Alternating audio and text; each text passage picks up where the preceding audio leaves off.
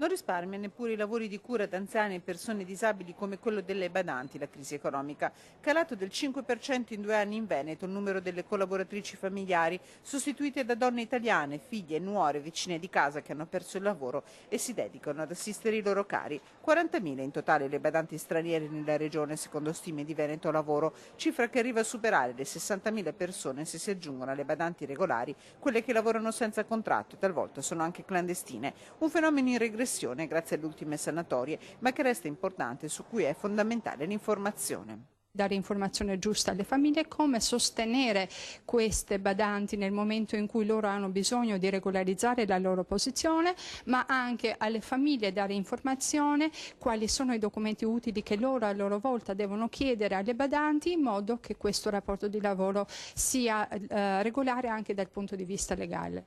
Tra i 40 e i 50 anni, donna proveniente da Romania, Ucraina e Moldavi, figlia e il marito, spesso separato e molte volte con problemi di alcolismo in patria. Questo è l'identikit del variegato mondo delle assistenti familiari straniere, donne che lavorano duramente per accumulare denaro da inviare a casa e garantire ai figli, da cui vivono separate per mesi e talvolta anni, una vita dignitosa. Se la crisi colpisce anche questo settore, è altrettanto vero che la scarsità di denaro e investimenti pubblici lo incentiva. Dedicata a questo lavoro di cura, da Padova parte la prima rivista italiana della badante, un bimestrale distribuito gratuitamente in ospedali e centri per anziani.